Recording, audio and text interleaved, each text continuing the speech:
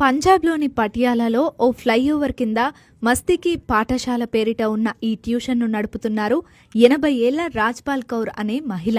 లీలా భవన్ సమీపంలోని ఫ్లైఓవర్ కింద రోజు సాయంత్రం 5 గంటల నుంచి 7 గంటల వరకు పిల్లలకు ఉచితంగా ట్యూషన్లు నిర్వహిస్తున్నారు.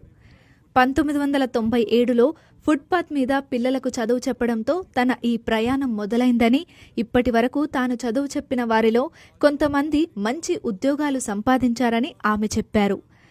సైనిక కుటుంబం నుంచి వచ్చిన రాజ్పాల్ కౌర్ స్కూల్లో చదువుకోలేకపోయారు. పిల్లలందరికీ విద్య అందుబాటులో ఉండాలనేది తన కల అని ఆమె చెప్పారు. నేను చదువుకోలేకపోయాను. అందరూ చదువుకోవాలని కోరుకుంటున్నాను. పెళ్లి చేసుకుని అత్తారింటికి వెళ్లాను. వారు సంకుచిత దృష్టితో ఆలోచించేవారు. కానీ నా భర్త ఉన్నత భావాలున్న వ్యక్తి, రచయిత కూడా. పెద్ద కలలు కనేవారు. పిల్లల చదువు గురించి ఆలోచించేవాళ్లం. ఆయన ఎప్పుడూ రోడ్డు పక్కన ఉండే పిల్లల గురించే మాట్లాడేవారు. డబ్బుల్ని గుడికి విరాళంగా ఇచ్చే బదులు వాటిని ఇలాంటి పిల్లల చదువు కోసం ఖర్చు చేయాలని అనుకున్నా. నా భర్త 1951లో చనిపోయారు.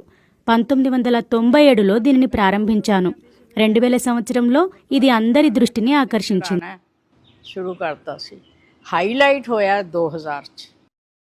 తొలి రోజుల్లో పిల్లల ఇళ్ల దగ్గరికి వెళ్లి చదువుకునేందుకు తీసుకువచ్చినట్లు రాజ్పాల్ కౌర్ చెప్పారు. వారికి చదువు చెప్పడంతో పాటు ఆహారం, పుస్తకాలు, ఇతర సామాగ్రి ఉచితంగా అందిస్తున్నట్లు చెప్పారు.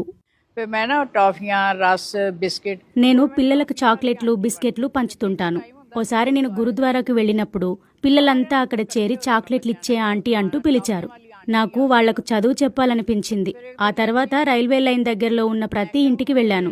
పిల్లల తల్లిదండ్రులను ఒప్పించాను. చదువు విలువ ఏంటో వాళ్ళకు చెప్పాను.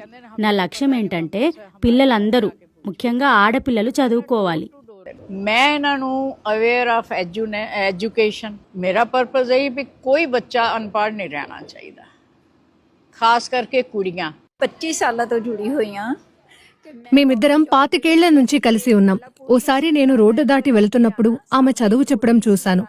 ఆమె పనితీరును చూసి నాకు ముచ్చటేసింది. మేం పిల్లల చదువు గురించి, విభిన్న పద్ధతుల్లో పిల్లల దృష్టి ఇటువైపు మళ్లేలా చేయడం గురించి ఎప్పుడూ మాట్లాడుకుంటాం. अपने वाला अट्रैक्ट किया. నేను 10 నుంచి 12 ఏళ్లుగా ఇక్కడ క్లాసులకు వస్తున్నాను. లాక్డౌన్కు ముందు 100 మందికి పైగా పిల్లలు వచ్చేవారు. ఇప్పుడు ఆ సంఖ్య తగ్గింది.